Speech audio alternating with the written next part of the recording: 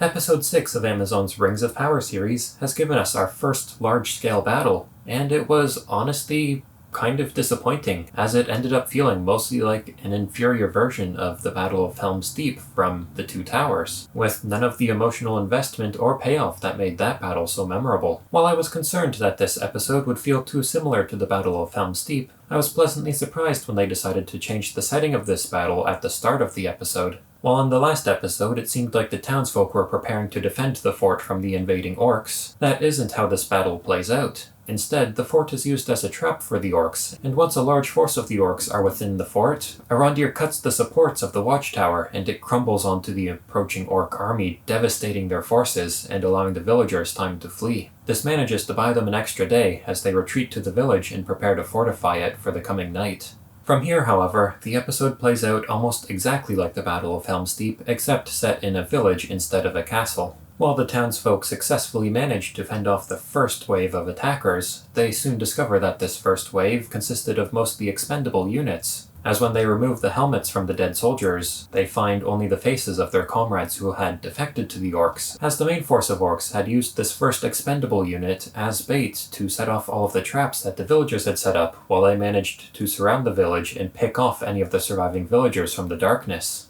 This forces Arondir and the surviving villagers to retreat to the tavern, which is quickly surrounded and overtaken by the orcs. Adar then uses this opportunity to begin killing off the townsfolk until Arondir reveals where the sword is. While Arondir is willing to let the entire village be slaughtered in order to keep the sword out of the orcs' hands, Theo is not as strong, and once his mother Bronwyn is threatened, he gives up the position of the sword and hands it over to Adar. Yet just as all hope seems lost, the Númenóreans arrive, led by Galadriel and Halbrand. They make short work of the remaining orc forces and manage to successfully capture Adar alive. Despite playing out almost exactly as I thought it would, there were still some things that I liked about this episode. I appreciated how they tried to change the setting, as the change in scenery at least somewhat helps this episode stand on its own, rather than feeling like a complete copy of Helm's Deep. I also really like how the orcs adapted their plan based on what the villagers had done. While they marched on the fortress, it seems like they had planned on just using brute force to wipe out the remaining townsfolk. Yet when they are tricked by Arondir and crushed by the tower, they are more cautious during their second assault. While I thought that the villagers were having too easy of a time fending off the orcs from their village, I liked the reveal that the people they had been fighting were not in fact orcs but had mostly consisted of the defecting villagers, and that they had been killing their friends and neighbors who had gone off to join Sauron. And then we see it slowly dawn on the characters that the orcs had in fact used this first force as a diversion and had now surrounded the village and were picking them off. So I like that the orcs were able to adapt their plan, and instead of falling for a trap the second time, they instead used a small force to draw out the trap and then pick off any survivors. And then once Adar is captured, we get the scene where Galadriel interrogates Adar, and I really liked how this played up the similarities between the two of them. As when Adar had captured the villagers, he was slowly killing them off until someone revealed the location of the sword. And then once Galadriel captures Adar, she threatens to keep him alive as she exterminates his entire race before slowly killing him, showing just how corrupted she has become in her desire to purge evil from Middle-earth. And you can definitely get the sense that the elves would fear her becoming the thing she sought to destroy. Galadriel also identifies Adar as one of the elves who were captured by Morgoth in the First Age and tortured and turned into the first orcs, though she had believed that his kind was entirely wiped out, and so it seems like Adar may be the last one of these elves. And I liked how Adar called out Galadriel on this, claiming that he is not the only elf left who has been corrupted by Shadow, based on how violent she had been towards the orcs and her desire for revenge. And it's during this interrogation scene that we get one of the most shocking reveals in this series so far. As Galadriel is demanding to know where Adar's master is, believing that he works for Sauron, he instead tells Galadriel that he is responsible for killing Sauron, and that he did it to free the orcs from Sauron's tyranny, as Sauron had been sacrificing and torturing orcs to perform some sort of spell that would bring order to Middle-earth. Yet Adar had had enough of his kind being killed by Sauron, and so he killed Sauron in order to free his people, and lead the orcs into a better future. Obviously, Galadriel doesn't believe this, yet I get the feeling that Adar was in fact telling the truth, and that he did actually kill Sauron. Now obviously Sauron won't stay dead, but I feel like this is a great way of showing the power of Sauron, and that even if you do manage to kill him, he will still find a way to return. As Sauron is not a physical being, but more of a spiritual one, so the destruction of his body is only a temporary setback. And so I think that it's smart to use Adar as a way to show that Sauron's body is not his true form, and that killing the physical form will not actually stop Sauron.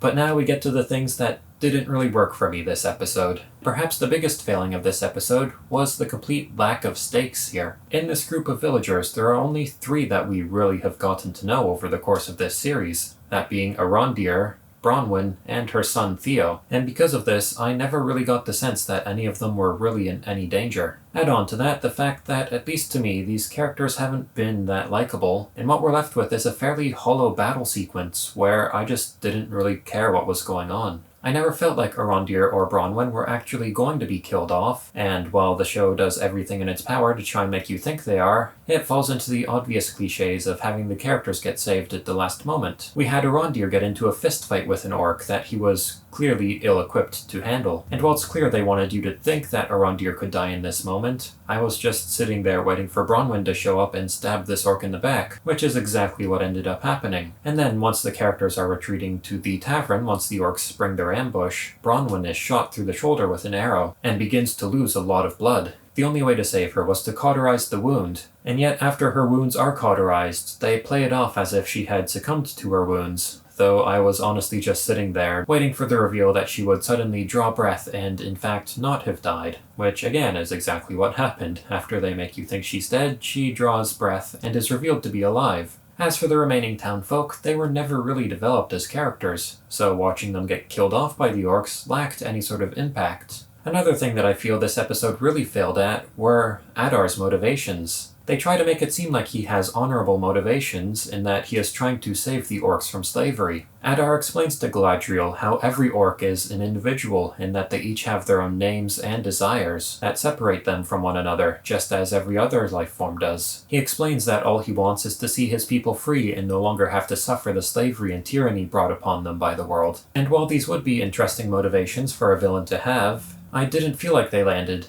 as this is all just explained, and we don't really get to see how the orcs were treated during the First Age under Morgoth's command, or how they lived differently if they were given their own freedom. While the show is trying to tell us that each orc is an individual, the show itself hasn't really established this, as none of the other orcs are that memorable, and we don't really have any names for them. I feel like this motivation would have worked better had they put in effort into making us care about some of the orcs and showing that they did have their own unique personality, beyond them enjoying sadistically torturing other living beings and having a love for destruction and death. While these orcs are meant to be free from the control of a Dark Lord such as Sauron or Morgoth, their actions are still in line with what they would be doing under a Dark Lord's control anyways. So while the show tries to portray Adar as a more morally grey character trying to save his species, the portrayal of the species he is trying to save are still portrayed as completely evil and irredeemable. So rather than being intrigued by what a reformed orc society could turn out to be like, I instead feel like that if the orcs happened to get what they wanted, they would just expand their tyranny to other parts of Middle-earth until they had taken it over entirely, as the orcs have not yet been portrayed as a race to be satisfied with having a home, and instead seem to enjoy torturing other living beings and killing for the sake of killing. So in that regard, Adar's motivations of wanting to free his people aren't really as honorable as he makes them out to be, as the end result of Adar achieving his goal of finding a land for his people would likely be the same as Sauron achieving his goal, with orcs overrunning the world and chaos ensuing. But all of those things have been more minor nitpicks that I had with this episode, yet this next point is what bothered me the most about this episode, which is that things will just sort of arbitrarily happen in order to push the story forward, regardless of if it makes sense to the story or if the characters would have actually done it. The first time this happens is when Adar has the villagers trapped in the tavern and begins to slowly pick them off in order to draw out the location of the sword. While earlier in the episode, Arondir made a point of hiding the sword so that no one else would be able to find it, yet now at this point, somehow Theodore knows exactly where it is, and it's never really explained how he knows where it is. I'm fairly certain that Arondir went alone to hide the sword, so I was surprised when Theodore claimed to know where it was and thought that he was going to use it as a trap to try and kill Adar. But instead he knew exactly where the sword was, despite not being shown where it was, as he reveals to Adar that it was hidden underneath a stone in the floor of the tavern. The only explanation I have for this is that maybe the sword is connected to Theodore in some way, in that it was calling out to him. But if that is the case, then I feel like this show hasn't properly established that the sword has been calling out to Theodore in this way. If you look at Peter Jackson's Lord of the Rings trilogy, you can clearly tell when the Ring of Power is exerting its influence to control the ring bearer. Anytime Frodo is tempted to put on the ring, you can clearly tell that the ring is calling out to him, trying to influence his decision. Everything from the hypnotized expression of Frodo to the silent whispering of the ring helps the viewer to understand that it is the ring trying to control Frodo into putting on the ring. So it is clear that objects within the Lord of the Rings universe that contain great and evil power are capable of manipulating those who wield them, yet we've never seen the sword exert this sort of influence upon Theodore. I feel like him knowing the location of the sword should have had more setup to it, as we could have perhaps seen him staring at the floor of the tavern and hear some dark whispering drawing him towards it, sort of tuning us in that the sword is calling to him. Yet that's not the case, and the way it plays out, it just feels like Theodore knew where it was all along. The next time something like this happens is with the capture of Adar. Once the Númenóreans arrive in the village, Adar flees on horseback with the sword wrapped in cloth. Arondir points out Adar to Galadriel so that she can follow him and prevent him from escaping with the sword. And upon seeing Galadriel chase Adar into the surrounding forests, Halbrand decides to follow after her. We see Galadriel chase after Adar, and she begins whispering some sort of horse magic into the horse's ear that seems to make it run faster so that it can catch up to Adar. Yet even with this horse magic, she is still unable to catch up to him. Now I had originally thought that this would lead to a duel between Adar and Galadriel, and that perhaps Adar would be a match for Galadriel, and it wouldn't be until Halbrand arrived that the two of them are able to work together to capture Adar. However, that wasn't the case, and as Galadriel is chasing Adar into the woods, out of nowhere, Halbrand is in front of Adar, charging towards him, and manages to take out Adar's horse. And I get that these are supposed to be Halbrand's lands, and that he would know this forest better than Adar and Galadriel, but the way that it was shot, it made it look like he was following after Galadriel, and I definitely thought that with Galadriel using some sort of horse magic to speed up her horse, that Halbrand wouldn't be able to just catch up and cut off Adar. But apparently I was wrong, as he manages to get in front of him and charge straight towards Adar. So maybe like Galadriel and Adar were just running in circles, like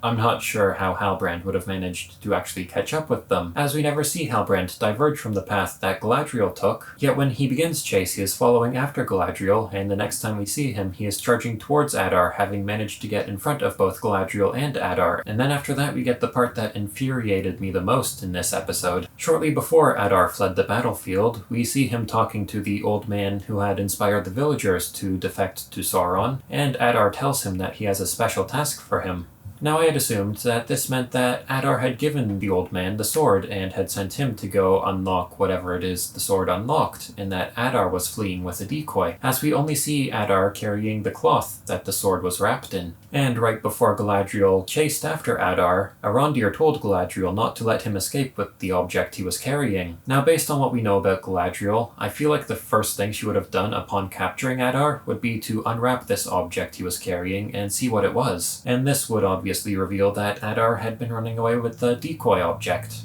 But that's not the case, as Galadriel carries this object wrapped in its cloth all the way back to the village, and hands it off to Arondir, which seemed very out of character for her, as I think anything relating to Sauron she would be immediately interested in, and since she believed Adar was a minion of Sauron trying to flee with this valuable item, I think she would have immediately unwrapped it to see just what he was carrying. But nope, she just hands it off to Arondir and leaves to go interrogate Adar. And then even once Arondir receives the item, he also doesn't even bother to unwrap it to make sure it wasn't a decoy. He just holds on to it until he finds Theodore, and then he gives the wrapped bundle to Theodore, and it isn't until Theodore holds it that he notices either that the weight is off or perhaps it isn't calling out to him like the blade would. So Theodore immediately unwraps it, and that's when it's revealed that Adar hadn't actually been carrying the sword, and that it was just a decoy hatchet that he had wrapped up in its cloth. Once we finally see that Adar had been carrying nothing but a decoy, we finally see what the sword is actually meant to unlock. We see the old man slide the sword into a slot in the fortress and turn it as he would a key, and this causes the dam at the top of the fortress to fall apart, unleashing the wrath of the sea above into the canyon. And this is where we see why the orcs have been tunneling so much, as these tunnels lead right into the heart of Mount Doom. All of this water rushing into the volcano causes it to erupt, spewing lava, smoke, and ash into the air, and leading to the creation of Mordor that we see in Lord of the Rings. And the episode ends with Galadriel and the village being consumed by by the smoke of the erupting volcano. So overall, I felt this episode was just sort of fine. I mean, it is pretty much a copy of the Battle of Helm's Deep, just less engaging. And while there were some interesting reveals, such as Sauron being killed by Adar in the eruption of Mount Doom, there are also some serious flaws in this episode that hold it back from being really enjoyable. And I think that the biggest issue with this episode is that within the same amount of time you could just skip to the Battle of Helm's Deep in the Two Towers and just watch a much more enjoyable version of what this episode had to offer. But these have just been my thoughts on this episode of The Rings of Power. Have you been enjoying it so far? Let me know in the comments, and until next time, thanks for watching.